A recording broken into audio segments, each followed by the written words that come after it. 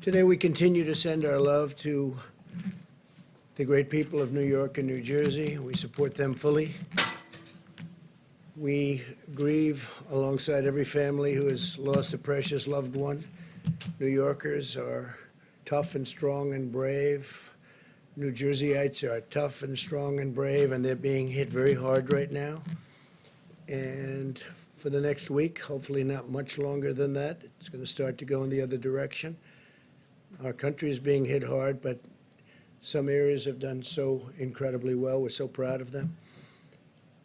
They will beat this virus. We're going to beat it with the grit and the heart for which they're known and for which our country is known.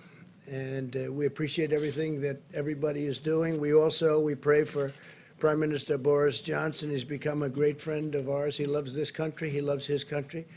But he loves the USA, and he's always been very good to us. Whenever we had difficulty, he was with us, and we appreciate it.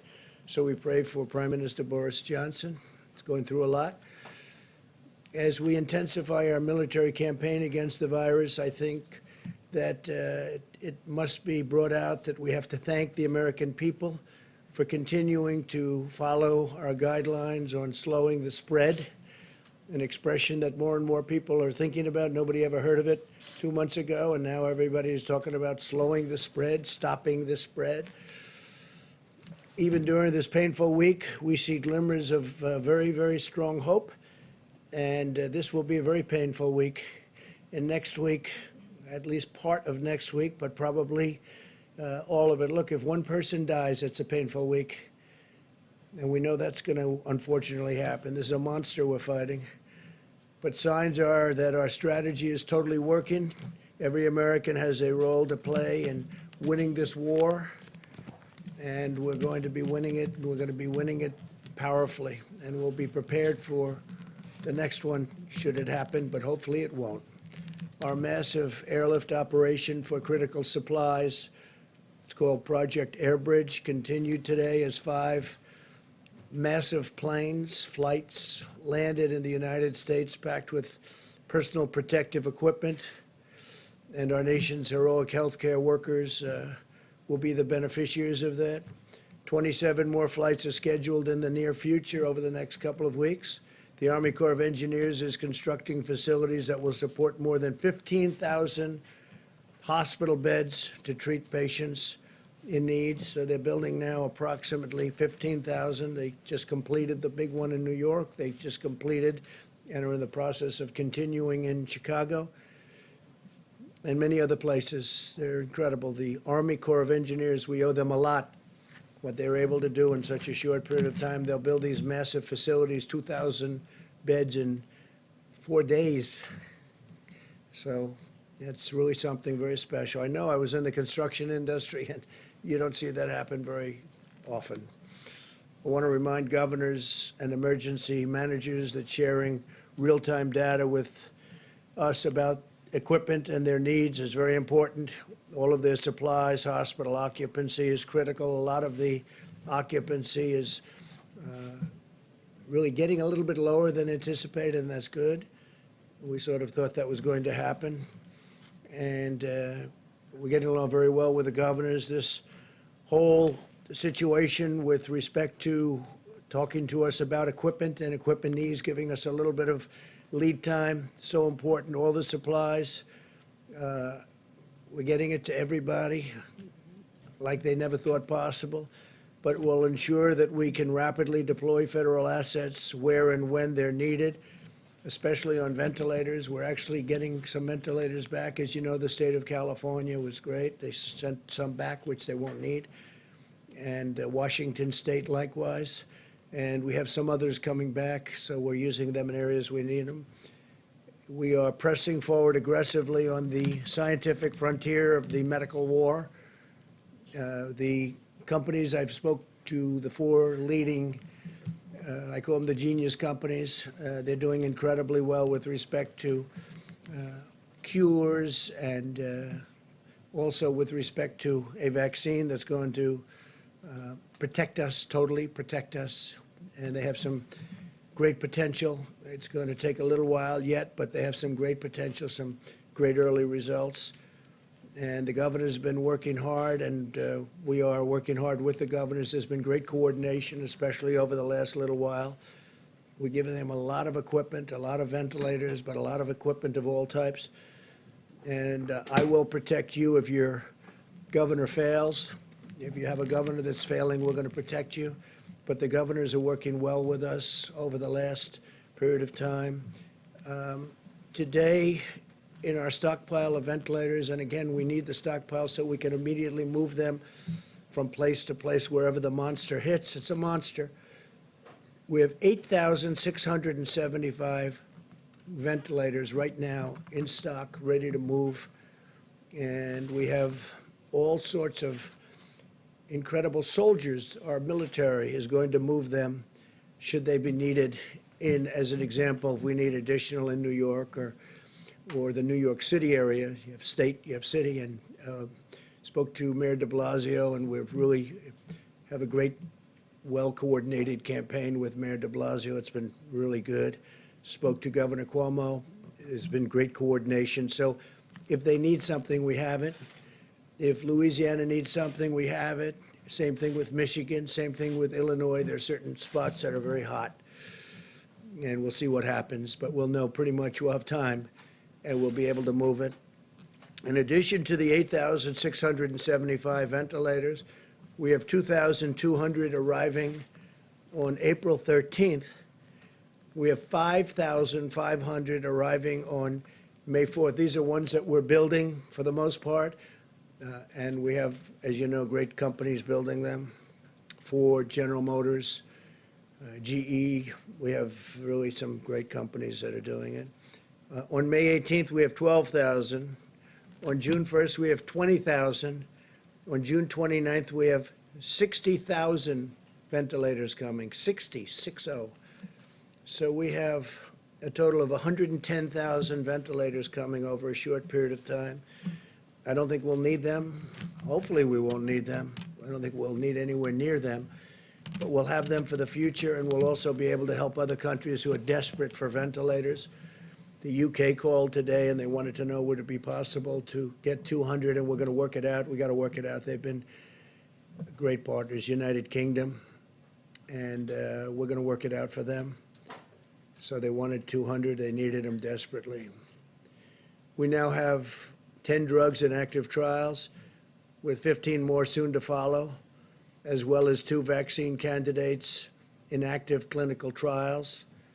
We'll do whatever it takes to secure needed medical supplies and bring more production of essential medicines back to our shores. We're doing that. We're bringing them back to our shores. A lot of these companies, they went a little bit haywire. They went away from this great country, and they had them produced elsewhere. So we're going to start bringing them back. I've been talking about that for a long time, not only with medical, but lots of other things. America continues to perform more tests than any other nation in the world, and I think that's probably why we have more cases. Because when you look at some of these very large countries, I know for a fact that they have far more cases than we do, but they don't report them. We've performed 1.87 million tests to date, so that's 1,870,000 million tests. Think of that, 1,870,000 tests to date. And now we're performing them at a level that nobody's ever seen before. As we announced yesterday, CVS testing sites in Georgia and Rhode Island will be using Abbott Labs rapid 5-minute tests. We're down to now 5 minutes. It's a 5-minute test so that people can get their results back very quickly.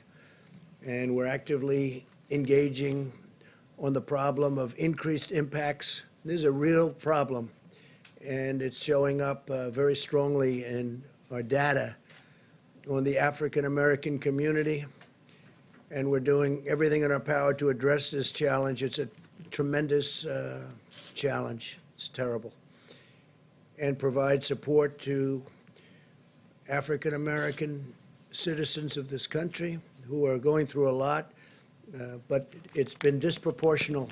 They're getting hit very, very hard. In fact, while we have Tony here, I'd like to maybe have you come up and address that one, and then I'll continue. But if you could address that, it would be great, Tony, please. Yeah, thank you, Mr. President. Thank We have a particularly difficult problem of an exacerbation of a health disparity. We've known literally forever that diseases like diabetes, hypertension, obesity, and asthma are disproportionately afflicting the minority populations, particularly the African Americans. Unfortunately, when you look at the predisposing conditions that lead to a bad outcome with coronavirus, the things that get people into ICUs, that require intubation and often lead to death, they are just those very comorbidities that are unfortunately disproportionately prevalent in the African American population. So we're very concerned about that. It's very sad. It's nothing we can do about it right now except to try and give them the best possible care to avoid those complications. Thank you, Mr. President. Thank you very much. And Tony, I think you're going to have some pretty accurate numbers over the next few days, right? But they are they're very nasty numbers, terrible numbers. In total, 1,200 Abbott machines, Abbott laboratories have been fantastic, have been shipped now nationwide. Up to 500 more are being produced every week, and 50,000 testing cartridges are being manufactured per day. That means a lot of very fast tests. No nation in the world has developed a more diverse and robust testing capacity than the United States. We're dealing with other nations, helping them out because the testing is very tough for them, and our tests are very accurate. A lot of tests are out there, and they're not accurate at all. In fact, some of the tests, you don't have a clue what's going on. So we're working with other nations trying to get them help also. At a time when many Americans are experiencing increased stress, anxiety, and personal loss, we must also ensure that our country can meet the mental health needs of those struggling in this crisis. There are people struggling. They're struggling. And some people are getting to know each other, frankly. Some families are getting to know each other on a positive note, but there are a lot of people struggling. On Thursday, I'll be speaking to leaders and advocates from the mental health organizations all across our country.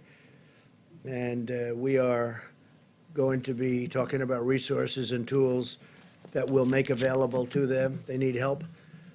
And it's a big problem. When you take something where it was the most successful country in the world, still is, the whole world is shut down. Think of it, we're down to numbers that are incredible. As I said yesterday, I think it's 182 countries right now. 182 countries are under attack by the scourge, by this virus. But as we wage medical war on the virus, we're also speeding economic relief to our people. It's incredible. We just had a meeting that was absolutely incredible with the banks. I spoke with leaders in the banking and finance industry about our efforts to help American workers and employers. As of today, small business has processed more than $70 billion in guaranteed loans and will provide much needed relief for nearly 250,000 businesses already. So we are going to be providing tremendous amounts of money to the small businesses of our country who have been absolutely clobbered, and they'll be keeping open, and they'll be paying their employees, and they'll be all set to go. We're going to have a rocket upward. I want to thank David Solomon, CEO of Goldman Sachs, Brian Moynihan, CEO of Bank of America, Gordon Smith, co-president, COO of JP Morgan Chase, Charles Scharf, CEO of Wells Fargo, Michael Corbett, CEO of Citigroup, Al Kelly, CEO of Visa, Michael Miebach, CEO of MasterCard, Noah Wilcox, CEO, Chairman of Grand Rapids State Bank, and we had numerous others also on the call, and I just appreciate them. We're way ahead of schedule, by the way. We're way ahead of schedule. The Paycheck Protection Program has been incredible. So based on the incredible success of the program, I'm announcing that I'll be asking Congress to provide an additional $250 billion for the Paycheck Protection, which will help keep Americans employed to facilitate a quick and full recovery. We're doing very well. We're looking very bipartisan. A lot of people want to do it. And the plan is amazing. You know, they're processing hundreds of thousands of loans. And this is the big banks that are doing it, the community banks. But the biggest banks right now in our country are doing it, and they're doing it for a lot of reasons. One of them is they want to help people. The WHO, that's the World Health Organization, receives vast amounts of money from the United States, and we pay for a majority, a biggest portion of their money. And they actually criticized and disagreed with my travel ban at the time I did it. And they were wrong. They've been wrong about a lot of things. And they had a lot of information early, and they didn't want to, they seemed to be very China-centric. And we have to look into that. So we're going to look into it. We give a majority of the money that they get.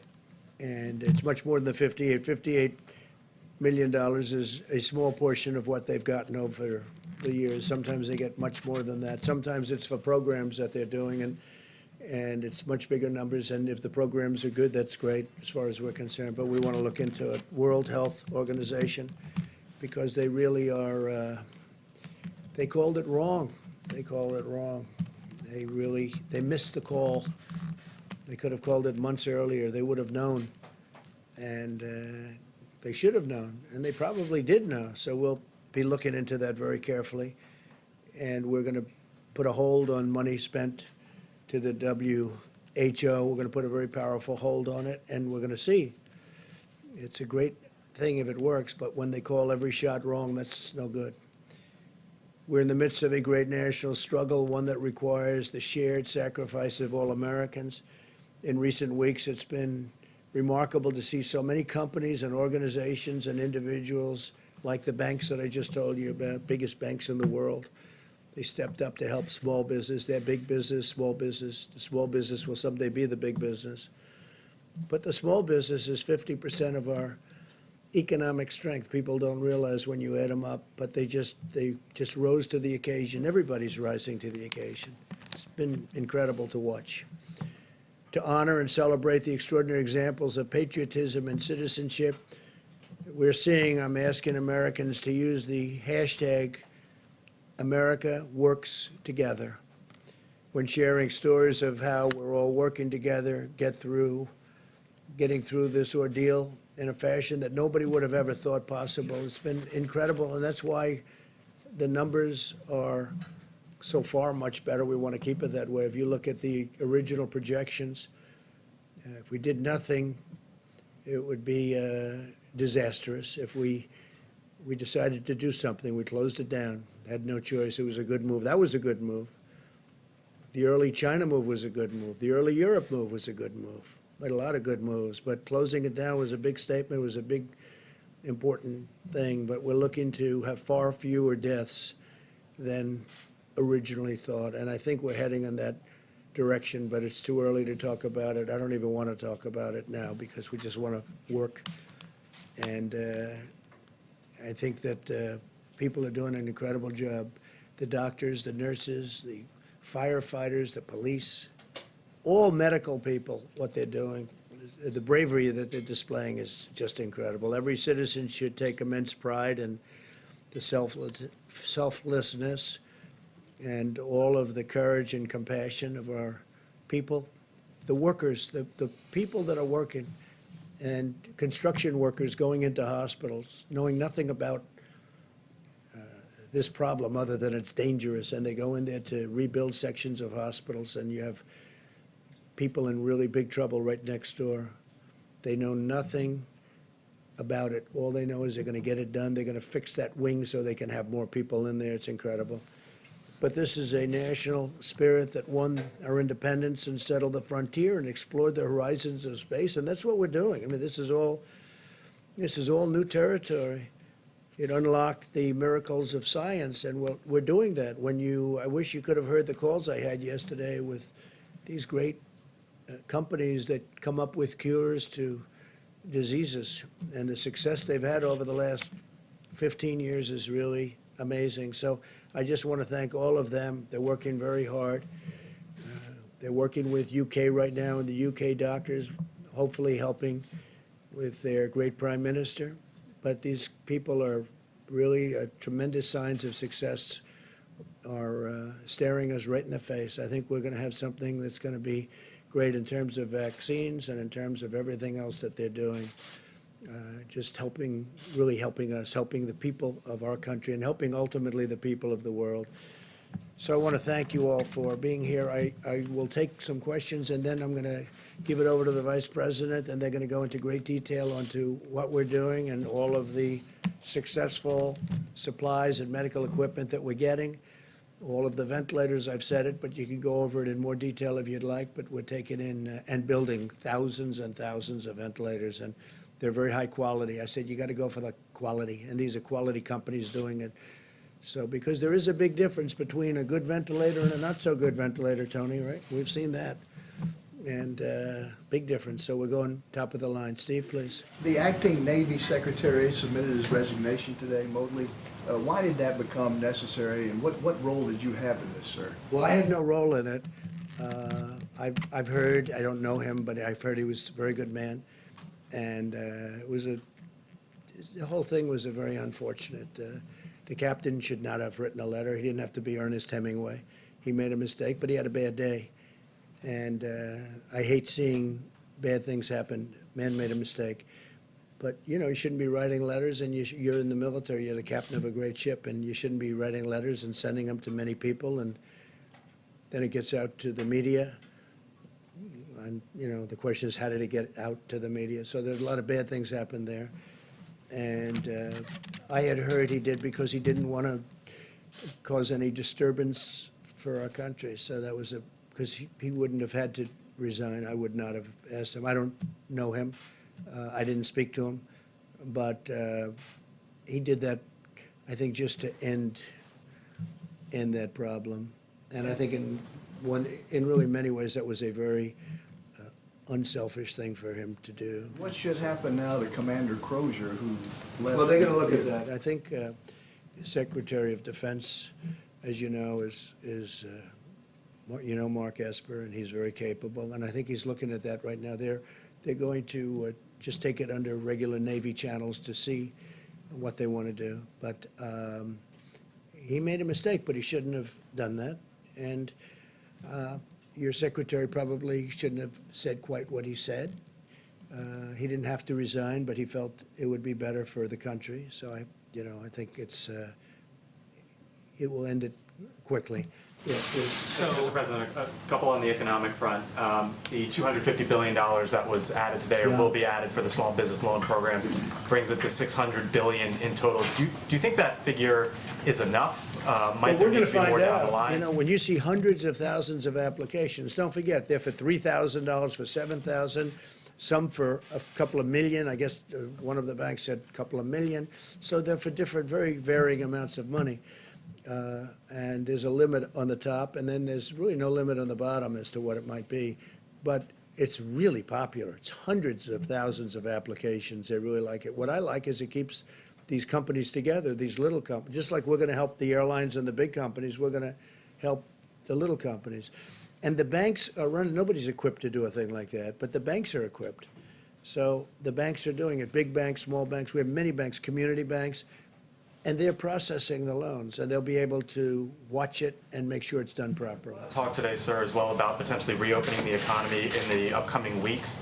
You mentioned the other day about a potential economic task force. Can you give us some sort of update as to where We're that may or thinking may about not... that, but we want to open up. We want to get it open soon. That's why I think maybe we're getting to the very top of the curve. I spoke with Governor Cuomo, and he seems to think that he's getting close, and I think a lot of people think that a lot of places are getting close. We want to start hitting the downside, and I think we're going to be doing. This is going to be a very difficult week, however. This week will be a very difficult week because that's the most difficult week when you're at that top position, and we'll see what happens. We'll see what happens. It does open up. What can the federal government do?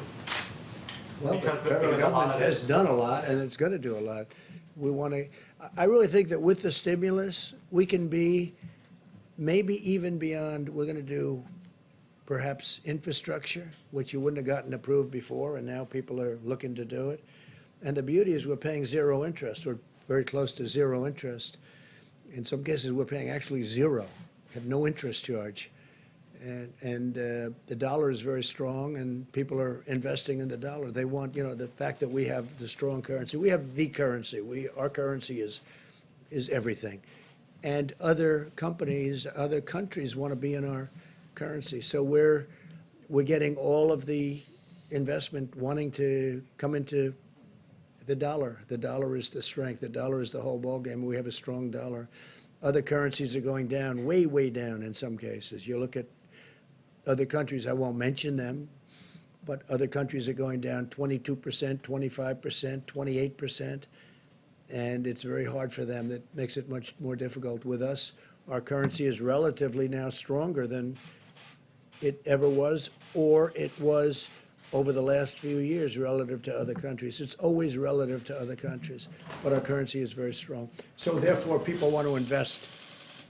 If we do a bond issue to do infrastructure, everybody wants a piece of that issue, even at zero interest. Yeah, please. Thank you, sir. Did you see these memos that reportedly Peter Navarro wrote back in January? When did you see them, and how does these memos sort of square with what you've often said, that nobody could have predicted this? It sounds like he was predicting. I didn't see him, but I heard he wrote some memos talking about pandemic. I didn't see him. I didn't look for him either. But that was about the same time as I felt that we should do it. That was about the same time that I closed it down. I asked him about it just a little while ago because I read something about a memo. I said, "Did you do a memo?" I didn't see it. I didn't ask him to show it to me. He said, "Yes, I talked about the possibility of a pandemic." Nobody said it's going to happen, but there is a possibility. There always has been a possibility, but people wouldn't talk about it. But it was right about the time that I closed it down. And interestingly, the World Health Organization was not in favor of us closing it down. And if we didn't close it down, we would have lost hundreds of thousands more lives. So we did a good thing. Yeah. So at the time, though, when Peter Navarro did circulate those memos, you were still downplaying the threat of coronavirus in the U.S. You were saying things like, "I think it's a problem that's going to go away within a couple of days." It will go away. You said within a couple of days the cases will be down to zero. Well, the cases really didn't build up for a while, but you have to understand, I'm a cheerleader for this country. I don't want to create havoc and shock and everything else, but ultimately, when I was saying that, I'm also closing it down. I obviously was concerned about it because I closed down our country to China, which was heavily infected. I then closed it down to Europe. That's a big move, closing it down from China and then closing it down from Europe and then ultimately closing it down to the UK. So, and it was right about that time. But I'm not going to go out and start screaming, this could happen, this could happen. So, again, as president, I think a president has to be a cheerleader for their country. But at the same time I'm cheerleading, I'm also closing down a very highly infected place, specifically the location, as you know, in China that had the problems. And we're closing it down, but we close it down to all of China, then we close it down to all of Europe. Those were big moves, and it was right about that time. Sir, just a quick follow-up, Mr. President. Did you just Mr. learn President? about this today? Say? You learned about the memo today? Just I read about it maybe a day ago, 2 days ago. Do you feel like someone among your staff or Peter Navarro himself should have told you about the memo No, not at earlier? all. It was a recommendation. It was a feeling that he had. I think he told certain people in the staff, but it didn't matter. I didn't see it, but I did. I closed it down. I don't remember it even being discussed. We had a meeting where there were a lot of people. Most people felt they should not close it down, that we shouldn't close down to China, but I felt we had to do it. And that was at almost the exact same time as the memo. If you had read the memo at the time, how would that have changed the steps you took or the I don't statements think it that would you have made changed around because that I time? did. I basically did what the memo said, and the memo was, the memo was pretty good memo from the standpoint that he talked, I guess, I didn't see it yet. He was saying that the U.S. warning that the U.S. could lose trillions of dollars and millions of lives. Well, you're not going to lose millions of lives, but you'll lose plenty of money. But I couldn't have done it any better because it was about the same time, and I closed it down to China. And just lastly, so you maintain confidence in him, in Peter Navarro? Of course I maintain confidence. He wrote a memo, and he was right. And I haven't seen the memo. I'll see it later on after this. But it didn't matter whether I saw it or not because I acted on my own. I guess I had the same instincts as Peter. Peter's a smart guy, and he's a good guy.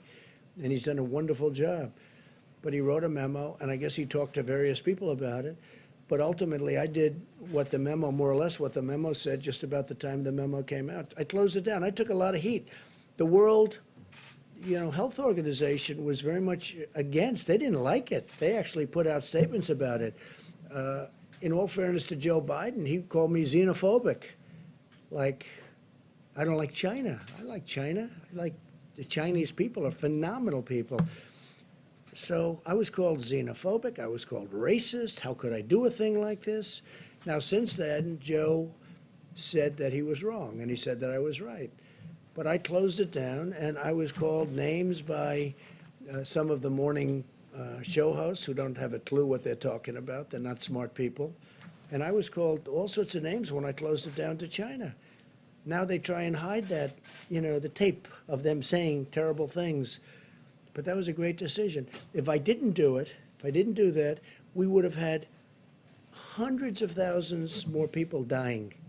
Yeah, please. You talked a lot about the WHO, and I was wondering, Dr. Fauci had discussed them earlier, so if I could ask you a question about... Well, he respects the WHO, and I think that's good, and he's worked with them for a long time. But they did give us some pretty bad play calling. They've also, I think, given lots of countries in the world accurate coronavirus testing that's been central to your guys' data modeling, and so... Well, that I don't know. I can only say that with regard to us, they're taking a lot of heat, because they didn't want the borders closed. They called it wrong. They really called, I would say, every aspect of it wrong. So it's until the funding freeze I'm not happy about it. Look, we fund it. Take a look. I mean, go through step by step.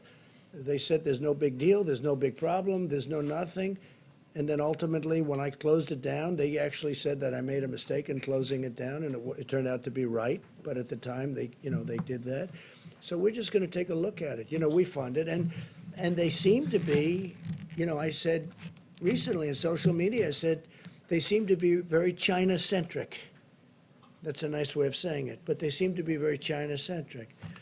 And they seem to err always on the side of China, and we fund it. So I want to look into it. Yes, please. Thanks. A quick follow-up on that. So is the time to freeze funding to the WHO during a pandemic? No, maybe not. I mean, I'm not saying I'm going to do it, but we're going to look at it. You did say that you... We give a tremendous, no, I didn't. I said we're going to look at it. We're going to investigate it. We're going to look at it. But we will look at ending funding. Yeah. Because you know what? They called it wrong. And if you look back over the years even, they're very much... everything seems to be very biased toward China.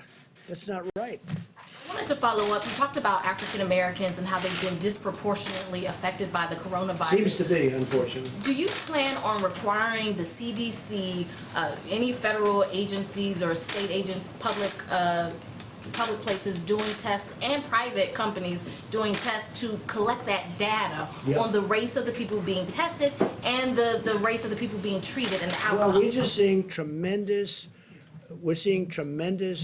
evidence that African Americans are affected at a far greater percentage number than other citizens of our country, because we're dealing with our country. Now we're looking at it from a worldwide standpoint. Tony Fauci is looking at it very strongly, but these numbers have started to come out, and they're very strong, and they're pretty obvious. I mean, you're talking about... You will release that Seema, publicly? would you like to talk about that for a second, please? I think one of the things that we're going to be doing with our Medicare data is to do that analysis. We're going to look back at the last month or so and look at, related type illnesses going forward. We now have a code for coronavirus, so we can actually stratify by demographic information, so we can look at race as a factor. We can also look at what the underlying health issues are as well. So we'll be providing that data very shortly, but we will be doing that analysis. We're working on that very hard. This is something that's come up over the last, I hadn't heard this, and then over the last few days, this has come up more and more. And I don't mean by a little bit. I mean many times. It's a real thing. Now, we want to find cures, we want to find therapeutics, we want to find vaccines, because that will solve everybody's problem. But why is it that the African American community is so much, numerous times more than everybody else? And we want to find the reason to it. And Dr. Fauci, Seema, both of them, and others are working on this And they're going to have very good, I would say over the next, in less than a week, I think you're going to have very good statistics. Couple of Do days. something 2 days. specifically aimed at those communities that are being hard hit, those black communities that Well, are we're being hard helping hit. them a lot. But what's happening is we're trying to find out why is it that it's 3 and 4 times. Now, maybe that's not going to be the final number, but why is it 3 or 4 times more so for the black community as opposed to other people? It doesn't make sense, and I don't like it. And we're going to have statistics over the next probably 2 to 3 days, okay? Mr. President, you said, Yeah, please. In the back. Thank you. I'd like to ask a question on behalf of myself and a colleague who couldn't be here due to social distancing. Thank you. Who are you with? Who? With Hearst Newspapers. I'm the print cooler today. Thank you. Some banks are only providing Paycheck Protection Program loans to clients with whom they have existing banking relationships. And you spoke to banking CEOs today. I wonder if you'll ask them, these lenders, to accept applications from all small businesses, Sure. not just the businesses with whom they have existing Okay, they'll be doing that, relationships. but we're also working with small community banks, so they will be doing that. It's a question I've already spoken about. I mean, in many cases, they have long-term relationships with thousands of companies. I was amazed to see how many, you saw the number of applications. It's hundreds of thousands. It's a lot of work. But I did ask that question, and they are working on that. Thank you. And my second question from a colleague is Congressman Jerry Connolly, a Democrat from Northern Virginia, told the local DC CBS station that you personally requested the CARES Act stimulus bill be stripped of $25 billion for the Postal Service. Connolly claims that unless the USPS gets that $25 billion, the agency will be run out of money by June. He accuses you of hastening the demise of the Postal Service. Could you respond to that, please? I'm the reason the Postal Service has lost billions of dollars every year for many, many years. I'm the demise. This is the new one. I'm now the demise of the Postal Service. I'll tell you who's the demise of the Postal Service. So these internet companies that give their stuff to the Postal Service, packages, and I don't know why they're not, I don't run the Postal Service. You have a group of people, so-called independent people, and they run it. But these packages are, they lose money every time they deliver a package for Amazon or these other internet companies, these other companies that deliver. They drop everything in the post office. They say, you deliver it. And if they'd raise the prices by actually a lot, then you'd find out that the post office could make money or break even. But they don't do that, and I'm trying to figure out why. These are independent boards. They were appointed by other administrations. They're sort of long-term. They're there for a long time. And I've been talking to them also. You can look it up. Take a look. They have to raise the prices to these companies that walk in and drop thousands of packages on the floor of the post office and say, deliver it. And they make money, but the post office gets killed, okay? So they ought to do that, and we're looking into it, and we've been pushing them now for over a year. And you know that because you've seen the stories. I'm pushing them. It's not fair for them to these great, wonderful modern companies. They walk into our old post office with all these routes that could never be built. You could never build them. They go into areas that you could never do. And they say, here, deliver this. And they lose a lot of money per package, and they have to raise their prices, but this Postal Commission doesn't do it. Now, we just got a chance to appoint a couple of people onto the commission, as I understand it, and that's good. But they have to raise their prices, otherwise they're just going to lose a lot of money. And tell your Democrat friend that he ought to focus on that, because if he focused on that, he could truly save the post office. Post office has been losing billions of dollars a year for many, many years. And have him take a look at that, because that's the way to solve the problem. Thank you so much, please, Mr. President. Thank you so much. Mr. President, you say this week will be very painful, very difficult, but a few weeks ago you say this was just like a flu. What have you learned? I didn't say 2 weeks ago it was a flu. The question is, Mr. President, what have you learned that Ready? you could offer as an advice to foreign leaders who still are skeptical about this pandemic and who are against social distancing? What is your advice? What have you learned? I said it was just like a flu. So the worst pandemic we ever had in this world was a flu, and it was called, you know that, it was in 1917, 1918. And anywhere from 50 to 100 million people died. That was a flu, okay? So you could say that I said it was a flu, or you could say the flu is nothing to sneeze at. Then what can you offer as an advice to foreign leaders who are skeptical about this pandemic and who are against social distancing? Well, I think there aren't too many of them. If you look throughout the world, and everyone, just about everyone that has practiced that is now closing up. Well, the UK was an example. Now, they talk about Sweden, but Sweden is suffering very gravely. You know that, right? Sweden did that. The herd, they call it the herd. Sweden's suffering very, very badly. It's a way of doing it, but you know, everybody has been watching everybody else. And so far, almost every country has done it the way we've done it. We've chosen to do it. If we didn't do it that way, we would have lost hundreds of thousands of more people. Okay. Mr. President, there's voting going on today in Wisconsin. There are reports of thousands of people waiting in hours-long lines as they've had to weigh their own personal health and their civic responsibility. Do you think that the Supreme Court was right in its decision that voting should go forward and the absentee extension should not take place? Yeah. Look, the Supreme Court, of course they were right, because what the Democrats wanted, and you know what this happened. I supported a man named Justice Kelly, who's Daniel Kelly, highly respected justice. And I supported him just the other day, social media. I know of him. He's just a fantastic justice. And I endorsed him.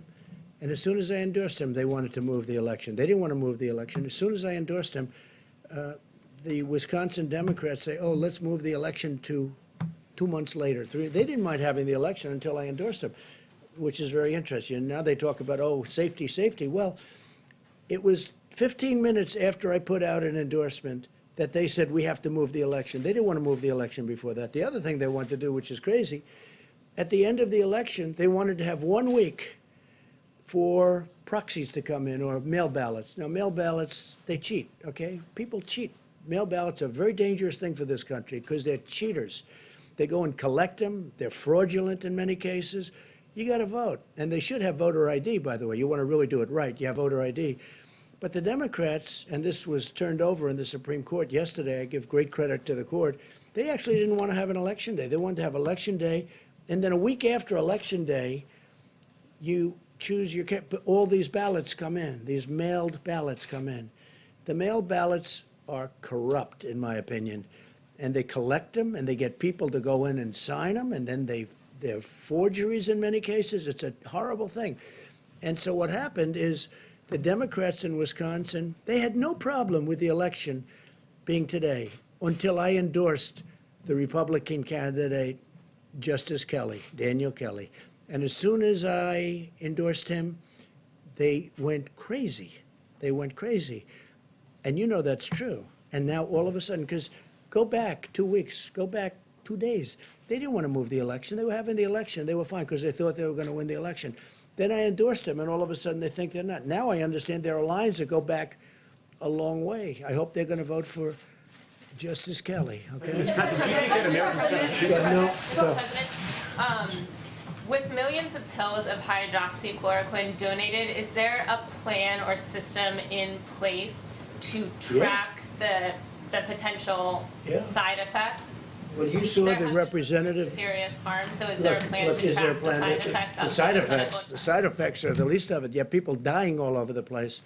And generally, the side effects are really with the Z-Pack, having to do with the heart. The Z-Pack, that's the antibiotic, not with the hydroxychloroquine.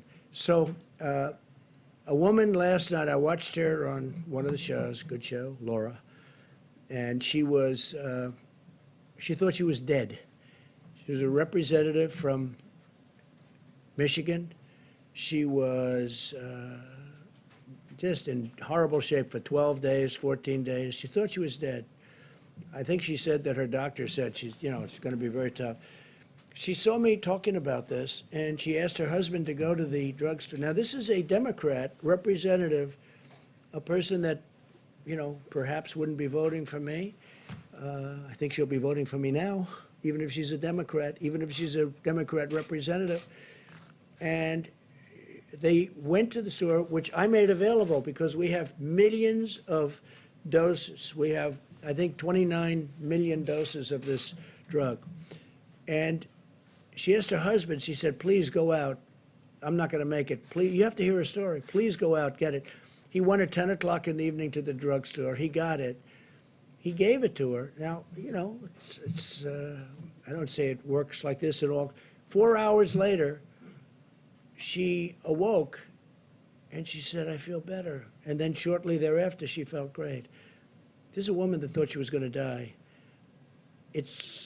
I mean, she's a Democrat representative, highly respected woman, African-American woman. I don't know if you saw it, as you asked a question about African-American. She was an African-American woman, a great woman.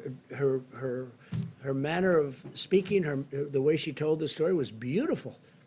I asked my husband to go and get it. He got it. She is now okay. I mean, she was interviewed last night on television. And she thanked me. She thanked me even in a tweet. She said, I want to thank President Trump. He saved my life. Look, I don't say that happens with everybody, but that's a beautiful story. There are many of those stories. And I say, try it. Okay, please. Can you track this? I mean, if you're in trouble, if you're going to die, and you're going to die, I mean, you're not going to die from this pill. Now, there could be some side effects, but the side effects is really more so from the Z-Pack. Track those side effects? No, doctors have to recommend it. I want doctors. I'm not saying, I'm not a doctor. I'm just saying we hear great results. And some people say, let's go to a laboratory, let's test it for a couple of years. And no, we got people dying in this country and all over the world right now, not in a couple of years. They're dying, as we speak, there are people dying. And I really think it's a great thing to try, just based on what I know. Again, I'm not a doctor. And I say, get a physician's approval. And they have physicians in these hospitals, great physicians, brave physicians. They also say it's good for the hospital workers to take them, that it's, keeps it away, keeps it out of your system. I don't know, but there's a lot of good examples. And, we have a 1,500 case study going in New York, and it's almost complete, so it'll be very interesting to see what happens. Go ahead. Thank you, sir. But I appreciate that woman. She was great. You have to see it to believe it. The way she spoke, it was like a miracle. And this was not a fan of mine, but she's a fan of mine now, and I'm very honored by it. Go ahead. Thank you, sir. Can you talk about your decision to remove Glen Fine from the Pandemic Response Accountability Committee? And does that move and some of the criticism you've leveled at IGs, how does the American public have confidence that there'll be oversight? Well, we have a lot of IGs in from the Obama era, and as you know, it's a presidential decision. And I left them largely. I mean, changed some, but I left them. But when we have, reports of bias, and when we have different things coming in, I don't know Fine. I don't think I ever met Fine. I heard the name. Wasn't it Obama? I heard the name. I don't know where he is. Maybe he was from Clinton. Okay, you check that out. Okay, maybe he's from Clinton. But we did change him. But we changed a number. We have about 7 nominations in, I believe. We put 7 very, very highly qualified people for the IG position. And, that's a decision that I could have made 3 years ago, and I could have made 2 years ago. And but we're putting in, not so much for him, we're putting in 7 names. I think it was 7, and they're going in now. Yeah. Mr. President, When you talk about the WHO being China-centric, what exactly are you talking about? Is it because China has underplayed how many I victims don't know. they've They had? seem to come down on the side of China. Don't close your borders to China. Don't do this. They don't report what's really going on. They didn't see it, and yet they were there. They didn't see what was going on in Wuhan. They didn't see it. How do you not see it? They didn't see it. They didn't report it. If they did see it, they must have seen it, but they didn't report it. Please, go ahead. Mr. President, just turning back to the voting in Wisconsin and those long lines, who will be responsible and who should be held responsible if people get sick after they voted? Look, all I did was endorse a candidate. I don't know anything about their lines. I don't know anything about their voting. I love the state. But you also encourage I people to won get out the and vote state. today as well. Will you take some of the responsibility if some of I those people won the get sick? state, which is rare for a Republican to do, but I won the state of Wisconsin. I'm going to win it again because we've been great to the people of Wisconsin, as you know, with our policies, and they like me and I like them. But all I did was endorse a candidate that's highly qualified, very respected person. And all hell broke loose as soon as I did that. And then all of a sudden they want to change. Before I endorsed him, they didn't want to change this voting area. There was no problem with the Democrats voting until I endorsed the candidate. Then they said, let's move it 2 months, let's move it 3 months later. Safety, safety, safety, right? All of a sudden they want safety. Well, before I did the endorsement, they didn't talk about safety. It was fine for months. For months, it was fine. It was always going to be. And now I endorse, and they want safety. So, you know, that sounds. Thank you. Just to follow up on that, how does the election, them holding this election in Wisconsin line up with the social distancing recommendations that have come from your Well, there you administration? have to ask the people that you have a Democrat in Wisconsin as governor. Ask him. That's his problem. Okay, he should be doing it. Again, some governors fail, and I won't let them fail because when they fail, I'll help. But that's run by Democrats right now. Okay, it's run by Democrats. You had a great Republican. Is it possible to socially distance when you're voting? You're going to have crowds. You have to speak to you're the gonna have governor. What you should do is call the governor of Wisconsin and ask him that question. But also ask him, how come it was okay to do this until I endorsed the candidate? And as soon as I endorsed him, these lines are formed, and I hear, Mike, the lines are through the roof. So, you know, hopefully they're going to vote for the right candidate. Yeah, please. Can I just check in on oil again today? I was wondering if... Oil? Yeah. Where is it today? Well, I was wondering if you... No, where's the price? Give me the price. I'm not sure, to be honest. How can you ask a question when you don't know the price?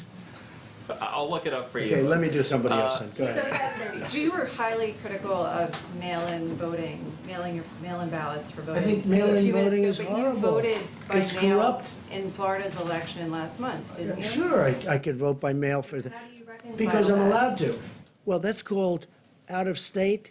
You know why I voted? Because I happen to be in the White House and I won't be able to go to Florida to vote. the But let me difference just between say, mailing within well, there's a state or big mailing difference outside the between state? somebody that's out of state and does a ballot and everything sealed, certified, and everything else. You see what you have to do with the certifications. And you get thousands and thousands of people sitting in somebody's living room signing ballots all over the place.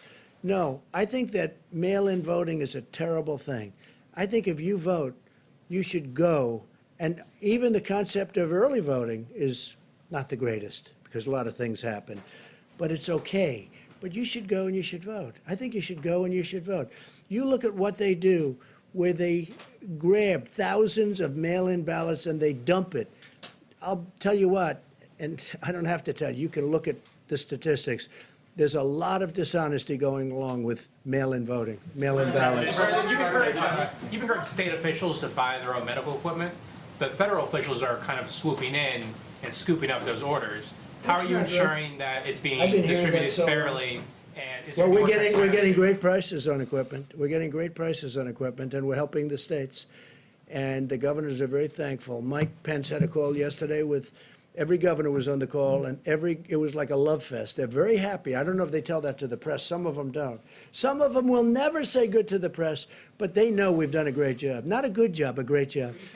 Because state officials are widely No, saying no, I that. think sometimes it does. And what we say is, let us know, and we will immediately drop out of the bidding. Let us know, and we do that, and we drop out. Sometimes we tell them to drop out because we've got a good price.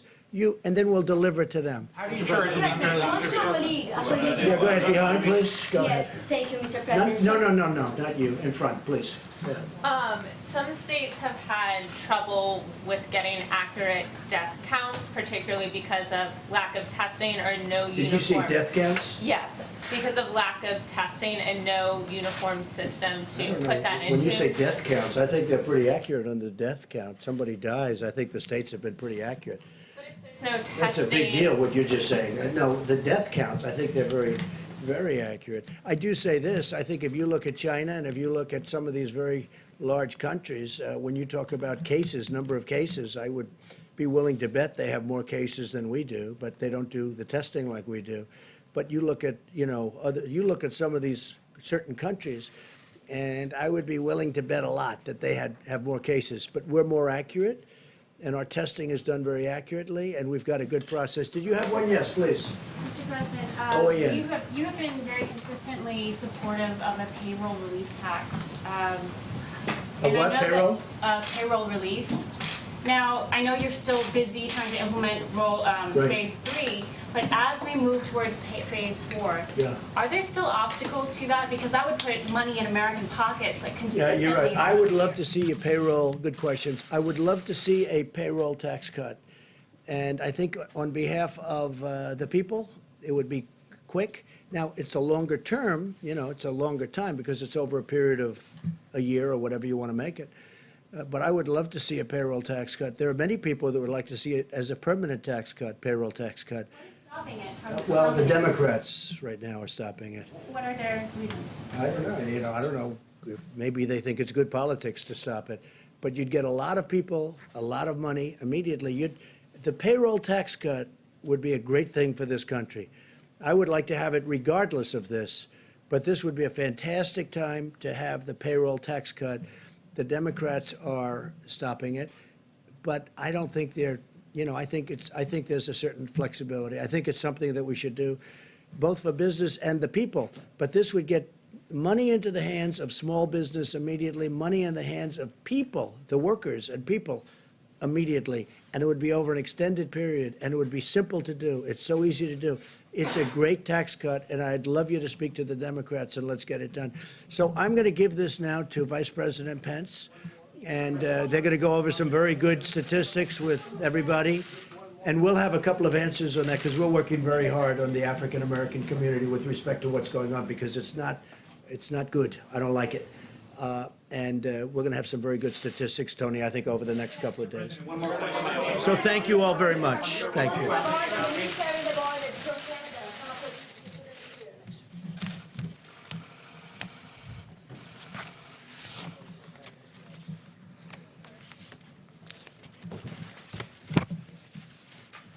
Thank you all. A few updates, and then I'll introduce Dr. Deborah Birx to talk about what we're seeing around the country, what the data is telling us. But suffice it to say, as the President said several times, this is a very tough week in America.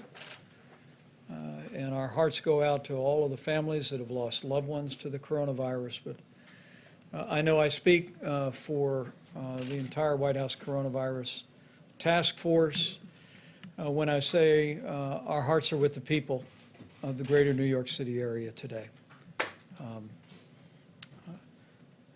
As we stand here today, in the midst of heartbreaking numbers of losses in New York City, I also want to assure the American people that there's reason for hope. As Dr. Birx will enumerate in just a few moments, despite the increase in losses, as Governor Cuomo articulated today, hospital admissions continue to decline. And in our report early this morning from Dr. Birx, we continue to see evidence of stabilization in some of the areas around the country of the most significant outbreak, the New York metro area, including New Jersey, Long Island, and Connecticut, New Orleans metro area, Detroit, Boston, Chicago, and Denver, as Dr. Birx will explain, continue to give evidence of stabilization, which in a very real sense is evidence that the American people are putting into practice the social distancing, the President's guidelines for our nation. And for that, as the President said earlier today, we thank the American people. Even in the midst of hardship and loss at a time when we've seen more than 385,000 Americans test positive for the coronavirus and more than 12,000 succumb to this illness. The evidence that Dr. Birx will describe to you will show that the American people know our future is in our hands. And so as I begin, allow me just simply to continue to urge every American to put into practice the guidance you're receiving from your state and local authorities. Take it to heart, take it seriously, share it with your family and your friends, and know that you're making a difference, America, because you truly are. Today, for my part, I spoke to over 500 small business owners in a conference call, and there I heard about their enthusiasm for the Paycheck Protection Program. And that call took place before the President had the Secretary of Treasury indicate our interest in acquiring another $250 billion for that program. As of this morning, more than $60 billion in forgivable loans that would cover 2 months of paychecks at small businesses had already been distributed, and the number is going to grow literally by the day. We also had a very productive call today with some other American heroes. You know, we all have in our hearts and in our minds our healthcare workers, and I'll speak for a moment about the supplies and resources that we're working to provide for all of them. But right below our healthcare workers are all the people that are working in critical infrastructure around the country, and some of the most important people are working in food supply. I mean, from the farmers and the ranchers to our processors, to our distributors, to our truckers, to our grocers. Americans are keeping food on the table for our fellow Americans.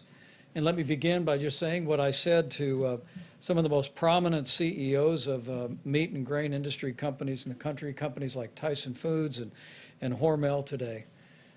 Not just these companies, but to all the hardworking people working in food supply today, thank you. Thank you for what you're doing to keep those grocery store shelves stocked. Thank you for showing up for work every day and working hard to keep that food supply rolling in America. You know, it was more than 5 weeks ago that the President brought in all the grocery store leaders in the country, and there he received a commitment that no grocery store in America would close, and they haven't. But it's been these heroic Americans, from the farm to the fork, that have made it possible for Americans to have one less worry, and they are truly inspiring heroes. That being said, I did hear from the industry today that there have been reports of some plants having reduced capacity because of people having concerns about exposure to the coronavirus. In fact, over the last several days, there's been some incidents of worker absenteeism, and some plants have actually been forced to close temporarily. And so on behalf of the President, on behalf of our entire team, and on behalf of a grateful nation, let me just say to all of you that are working in the food industry at every level across the country, just understand that you are vital. You are giving a great service to the people of the United States of America.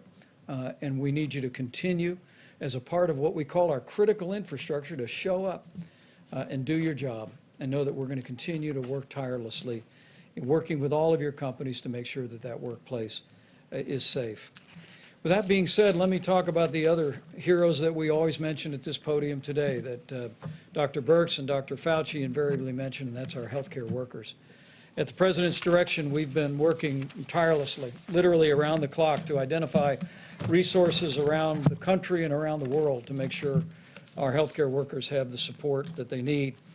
With some 51 major disaster declarations, most recently Minnesota being approved, states have stood up 27,000 National Guard, but personnel-wise, before the end of business today, there will be more than 3,000 Department of Defense and Health and Human Service medical personnel on the ground in the greater New York City area.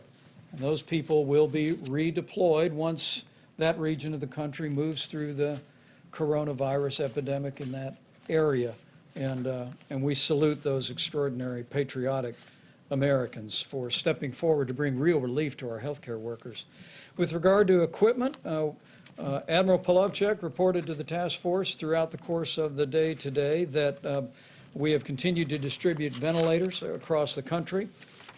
We're sending additional ventilators from the Strategic National Stockpile. Maryland will receive 50 ventilators. Delaware will receive 50 ventilators. And that will leave more than 8,400 ventilators still in the national stockpile.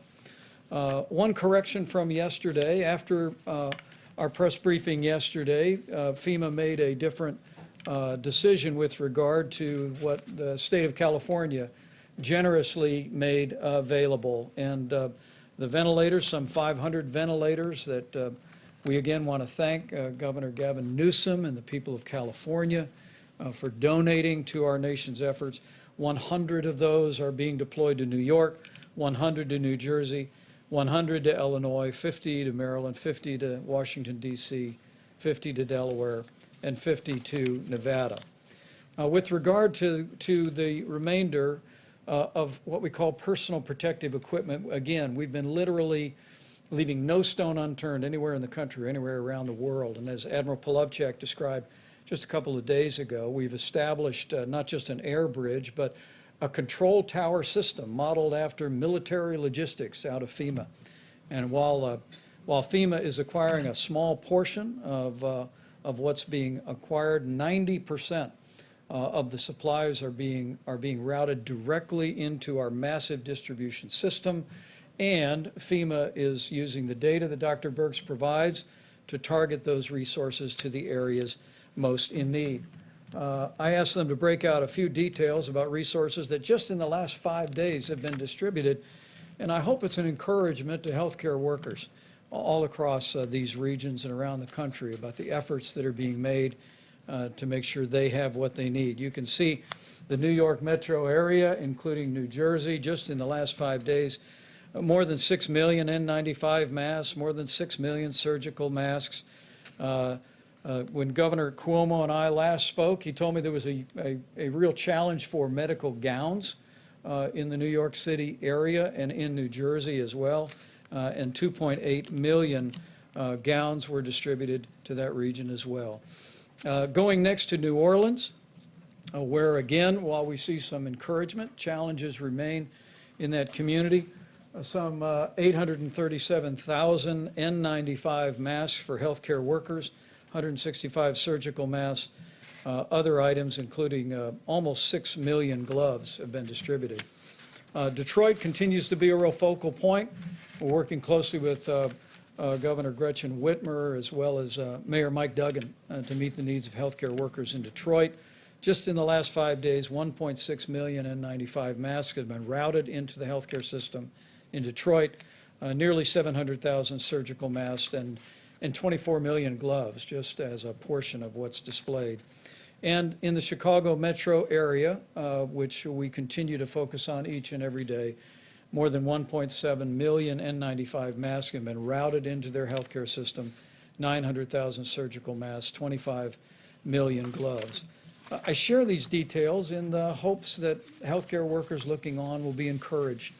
At the President's direction, we are making every effort to make sure you have the resources you need to do your job, to do it safely, and to go home safe to your family, even while you provide that extraordinary and courageous care that our healthcare workers are providing literally around the clock in the midst of the coronavirus challenge. The last slide is just the cumulative numbers that we have distributed, and I'm happy in a few moments to answer any questions about that. Again, the system that we have in place is one that is essentially infusing our major distribution networks with millions of items, and then FEMA is directing on a day-by-day and oftentimes hour-by-hour basis where those resources are most needed. And we'll continue to do that as the coronavirus makes its way through these communities and through communities that are very much on our watch list today. Let me just lastly say that, again, I want to thank the American people for stepping up and doing your part.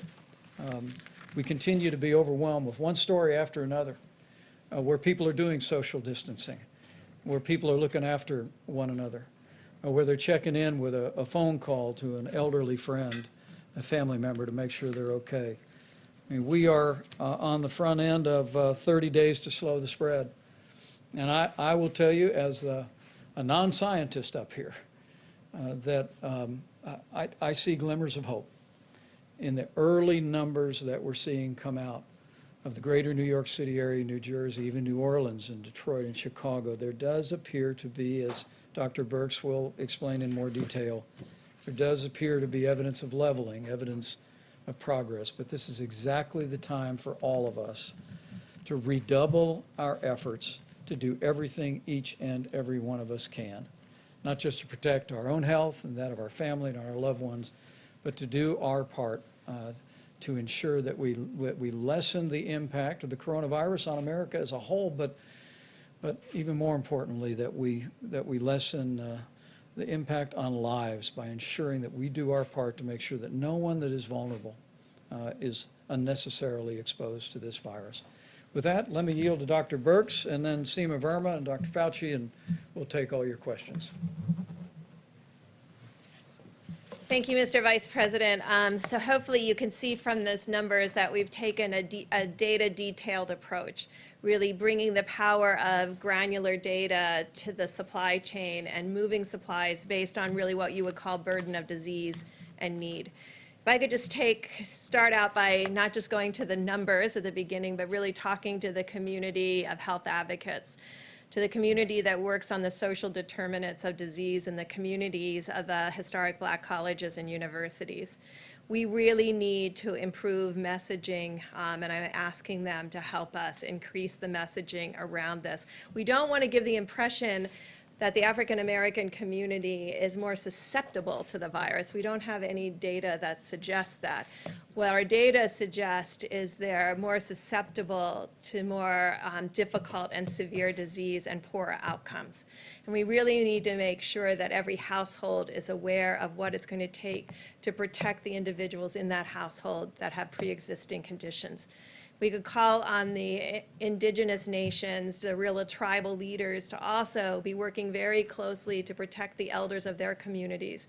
We know this is more difficult in multi-generational households, and it's really going to call for really unbelievable attention to details of hand washing and protecting others from each other, particularly if you don't feel well. This is really a call to action to the communities to make sure that we get messages appropriately out there so that everyone understands what it's going to take for us all to protect one another. And we know it can be done because we can see these changes. I wanted to go through the numbers at a high level so you understand why particularly these supplies went to these areas to begin with. We talk about attack rates or the cases per population. So in the New York, as a state, they have 7 cases per 1,000. This is the highest in the country. In New York City itself, it's closer to almost twice that in New York City. New Jersey is 4 per 1,000, Louisiana 3 per 1,000, Massachusetts 2 per 1,000, Connecticut 2 per 1,000, Michigan 1.5 per 1,000. The District of Columbia and the Baltimore area now 1.5 per 1,000, and we're watching them very closely. Pennsylvania 1 per 1,000, but we're concerned about Philadelphia.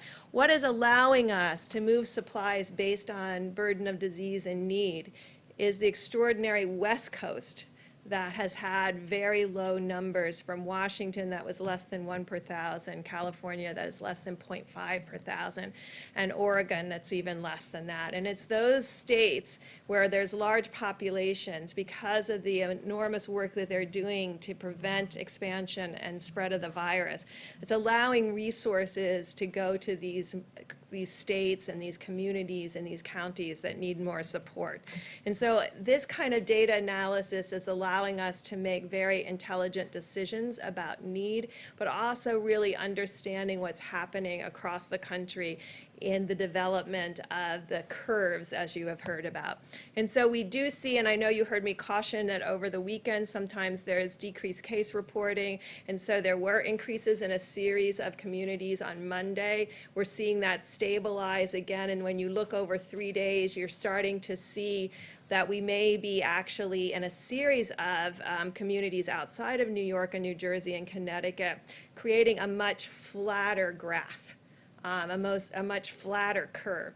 So you saw New York and the increase, and then you saw, we're hoping, as Governor Cuomo and the mayor has described, that they're getting to a steady state where the next outcome is going down.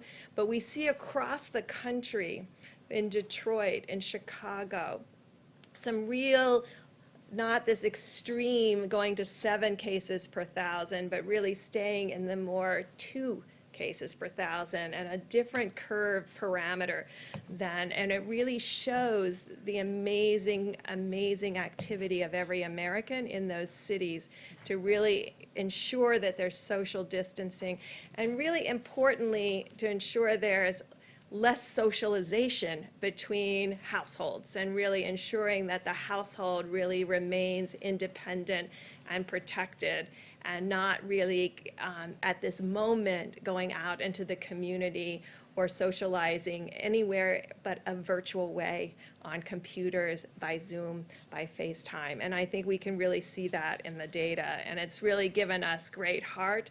I want to finish by really talking to my laboratory directors, because you're extraordinary and you've done an amazing amount of testing. Those nearly 2 million tests that we're getting to, those were all done in the last 2 to 3 weeks. But we do have excess capacity.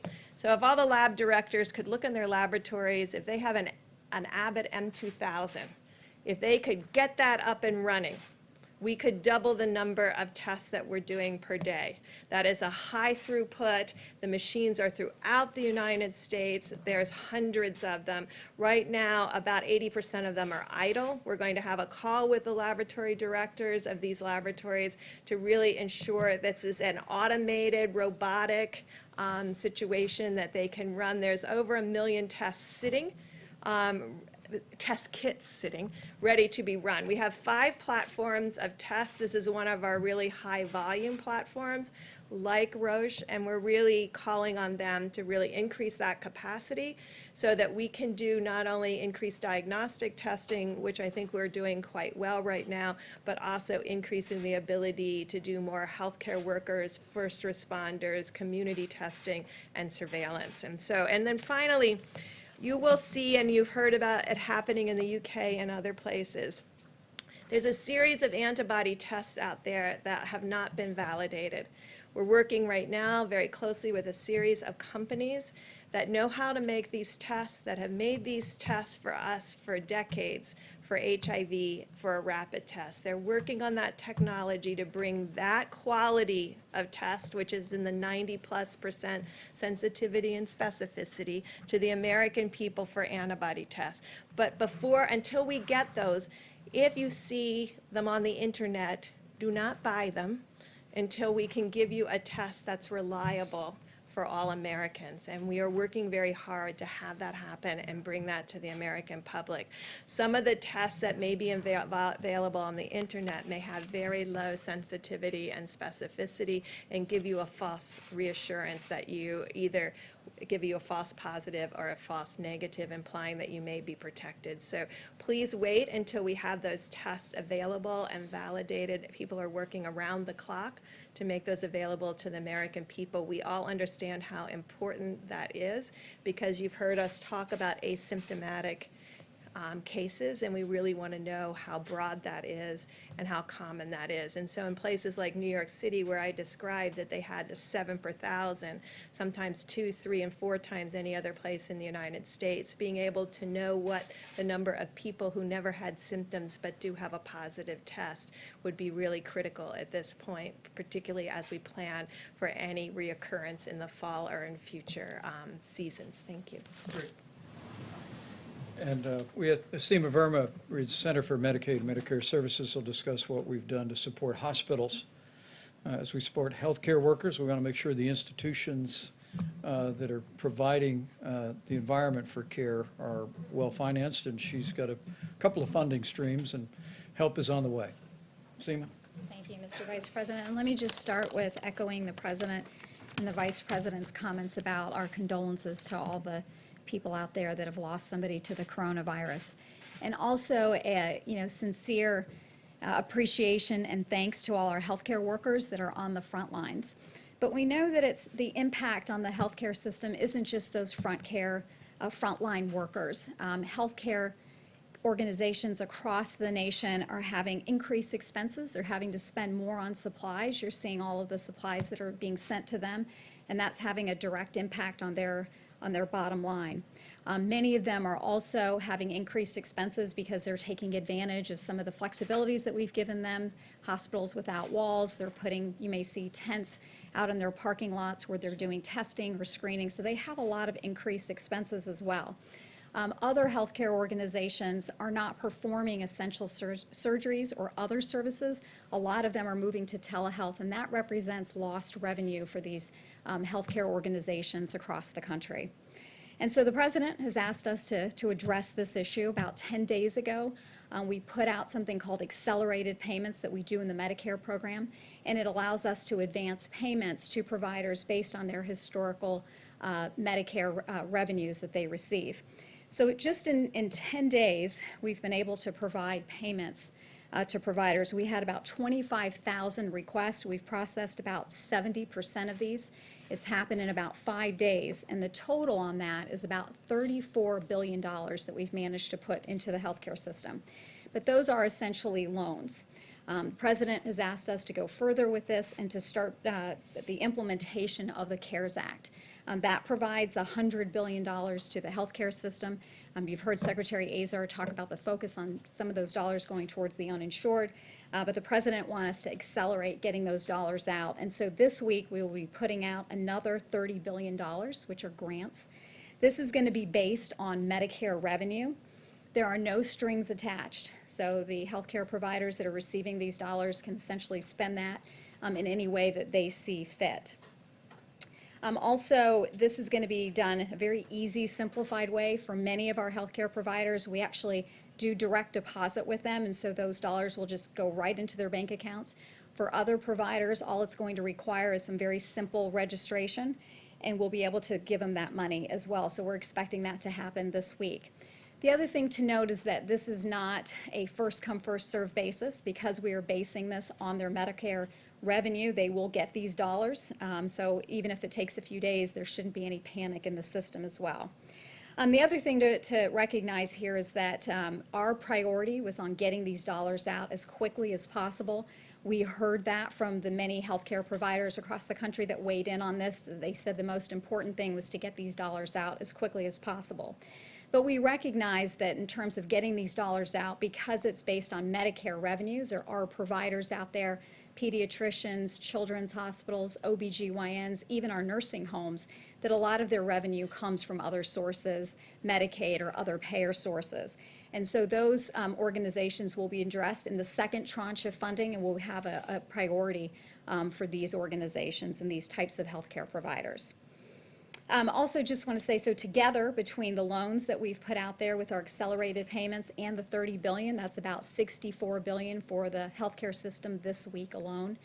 And so I think, again, this is part of our effort to support the healthcare system, and also just want to, again, say thank you to all our healthcare providers out on the front lines.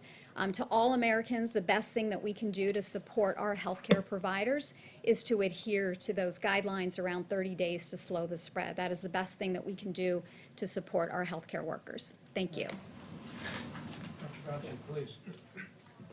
I just want to make a brief comment to get back to the discussion about the health disparities in the African American community, because it really is very important. And the reason I want to bring it up, because I couldn't help sitting there reflecting about sometimes when you're in the middle of a crisis like we are now with the coronavirus, it really does have ultimately shine a very bright light on some of the real weaknesses and foibles in our society.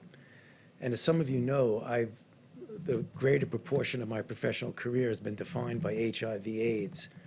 And if you go back then, during that period of time when there was extraordinary stigma, particularly against the gay community, and it was only when the world realized how the gay community responded to this outbreak with incredible courage and dignity and strength and activism that I think that really changed some of the stigma against the gay community, very much so. I see a similarity here because health disparities have always existed for the African American community. But here again, with the crisis, how it's shining a bright light on how unacceptable that is, because yet again, when you have a situation like the coronavirus, they are suffering disproportionately. As Dr. Berg said correctly, it's not that they're getting infected more often, is that when they do get infected, their underlying medical conditions, the diabetes, the hypertension, the obesity, the asthma, those are the kind of things that wind them up in the ICU and ultimately give them a higher death rate. So when all this is over, and as we've said, it will end, we will get over coronavirus, but there will still be health disparities, which we really do need to address in the African American community. Thanks. Well said. Questions for our panel, please. Yeah, for Mr. Vice President, and then a question for Dr. Birx as well. Sure. On the ventilator issue, with 8,400 of them in the stockpile and tens of thousands more coming, why are states like California and Washington needing to send ventilators to other states, and is that smart if they might need them later on? Well, I'm going to let Dr. Birx speak about what's happening in California and Washington, because it is a real credit to the people of both states and the leadership of both states to see the progress that we've made. We continue to witness that the numbers where the outbreak began, we all remember when this first emerged in the Seattle area, the numbers continue to be steady and low.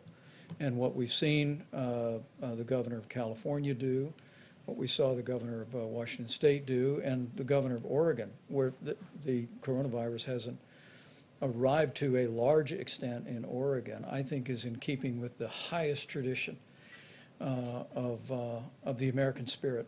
They are understanding what I think Americans are understanding more and more, that while we tend to think of this as one large curve in our minds when it began in our country, and we long for the day that it will end, and we want to hasten that day by putting into practice all these mitigation efforts. The reality is, what these experts have explained to this layperson, is that what we're actually going to witness is a number of small curves that will cumulatively mean that curve.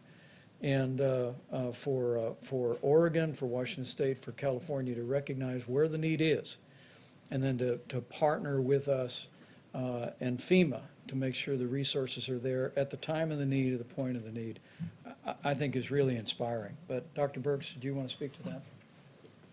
Yeah, I want to be clear. No, we didn't ask for their ventilators. They looked at their epidemiologic curves. These states have amazing health commissioners, and I think when this is over, we'll really be.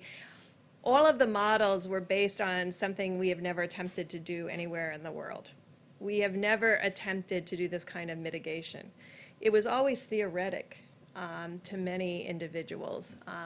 And now we see across the globe people mitigating against this virus, realizing that their own behaviors can change the course and future of this virus in their communities, which is really astounding, the power that gives us to actually understand that we can compete against this virus and do well.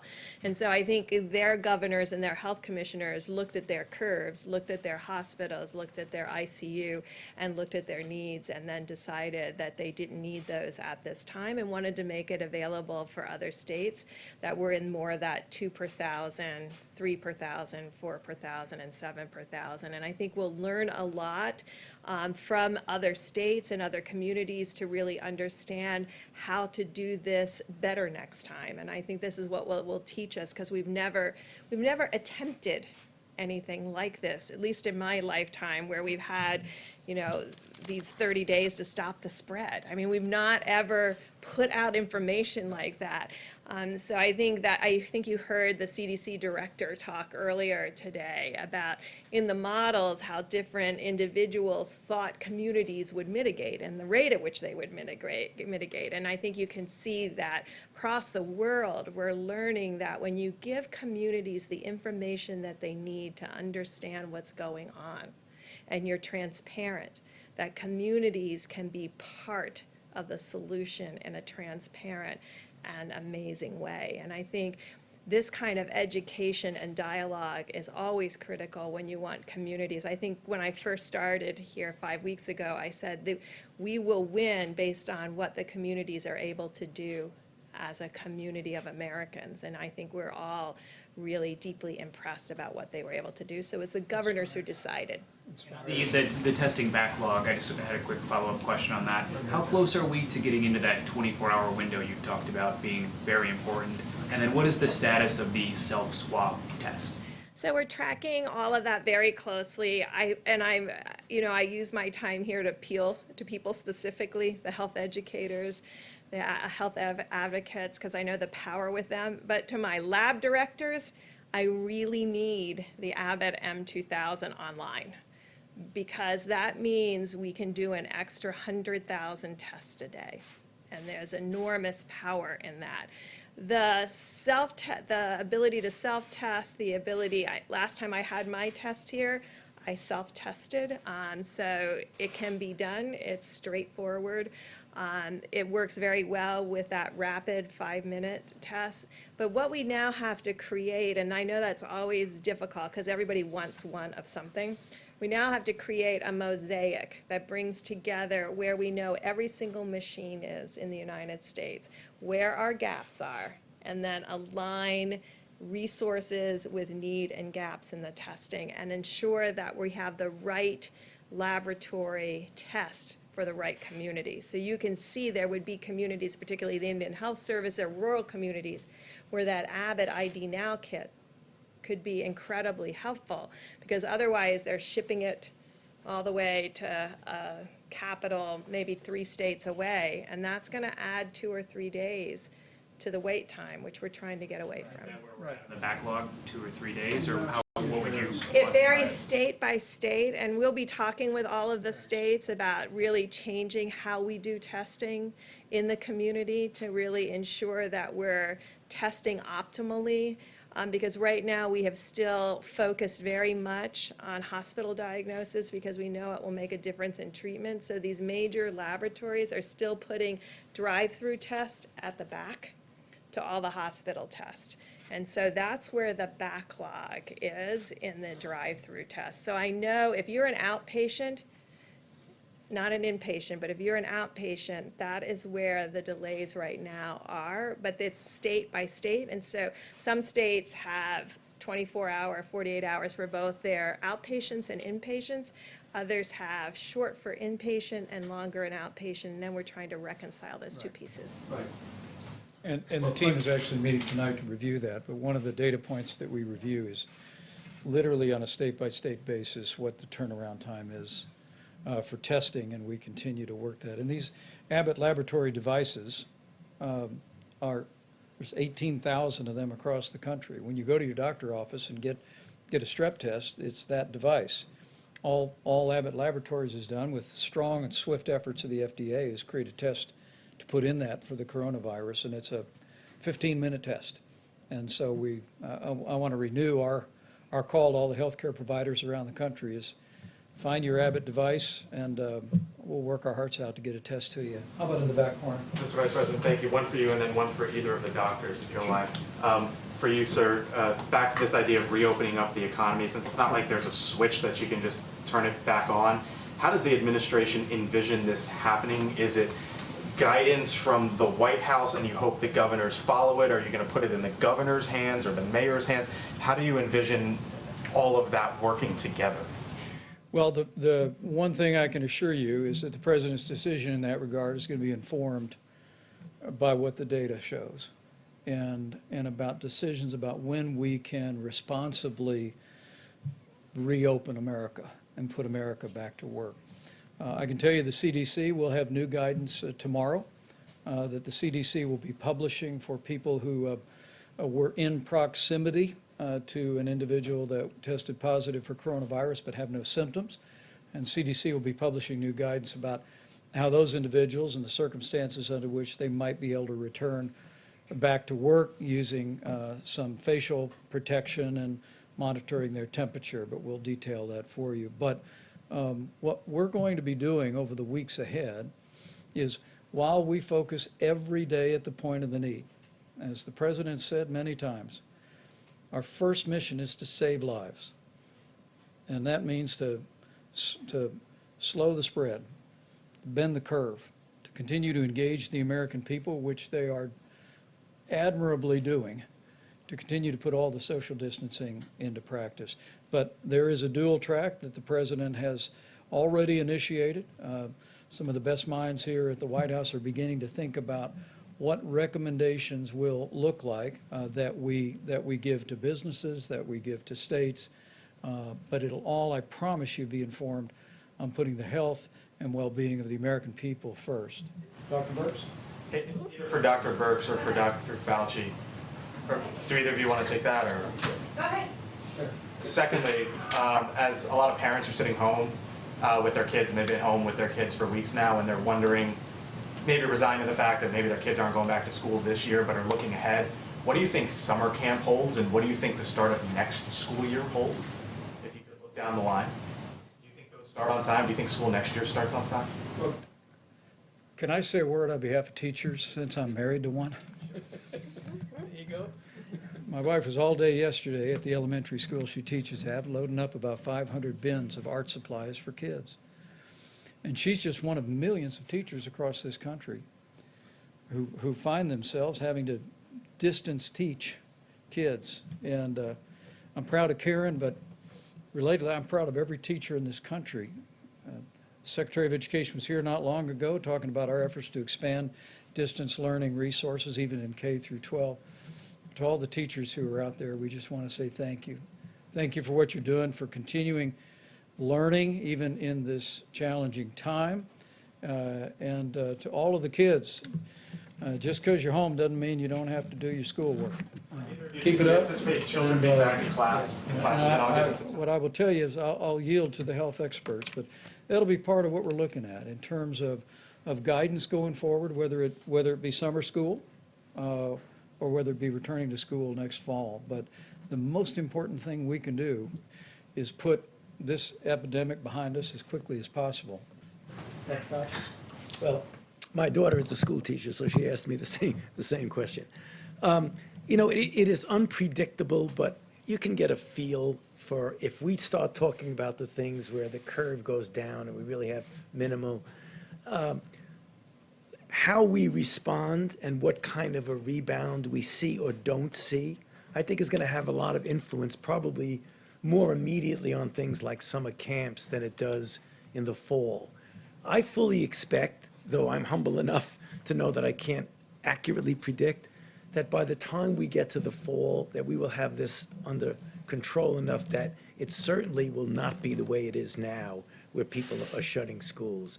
My optimistic side tells me that we'll be able to renew to a certain extent, but it's going to be different. Remember now, because this is not going to disappear. So we're going to have in place the capability of doing the things that we talk about all the time on this stage, to identify, to isolate, to contact trace, number one. Number two, by that time, we'll have a better feel with the antibody test about what the actual penetrance of this infection was in society. How many people have actually been infected? Who's protected? If you have antibody, it's very likely that you're protected. Who's vulnerable? Do you treat vulnerables different than you treat the people who are protected? All of these things are going to go into the decision of just how much back to the original way we would like it to be in the fall. Bottom line is no absolute prediction, but I think we're going to be in good shape. Dr. Fauci? I just want for Dr. Fauci or Dr. Burks. Can you talk about your concerns about deaths being misreported by coronavirus because of either testing or standards for how they're characterized? So I think in this country, we've taken a very liberal approach to mortality. And I think the reporting here has been pretty straightforward over the last 5 to 6 weeks. Prior to that, when there wasn't testing in January and February, that's a very different situation and unknown. There are other countries that if you had a pre-existing condition, and let's say the virus caused you to go to the ICU and then have a heart or kidney problem. Some countries are recording that as a heart issue or a kidney issue and not a COVID-19 death. Right now, we're still recording it, and the great thing about having forms that come in and a form that has the ability to mark it as COVID-19 infection, the intent is right now that if someone dies with COVID-19, we are counting that as a COVID-19 death. Can you be sure, I mean, you hear from coroners that that's not necessarily the case, or are you sure, how can you be confident about that, and is there any concern that it skews the data that you're trying to collect in terms of projections and things like that? Well, I think that would apply more to rural areas that may not have the same level of testing, but I am pretty confident in New York City and New Jersey and places that have these large outbreaks and COVID-only hospitals. I can tell you they are testing. New York and New Jersey together have, by proportion, are testing extraordinarily well as Washington State and Louisiana. So I don't see that there's been a barrier in testing to diagnosis. No, I think there's so much focus now on coronavirus that, particularly if you take New York, which we all know is having a disproportionately higher proportion of the burden of the entire country is right now in New York. You know, I can't imagine if someone comes in with coronavirus, goes to an ICU, and they have an underlying heart condition and they die, they're going to say cause of death, heart attack. I cannot see that happening, so I don't think it's going to be a problem. How about one more? Go ahead. A question for Dr. Fauci on the virus hitting Black communities the hardest. I mean, these numbers are staggering. Louisiana and other states are reporting 40 to 70% of deaths are African Americans. Do you expect that pattern to continue nationwide? Some states have not even reported their data yet. Yeah.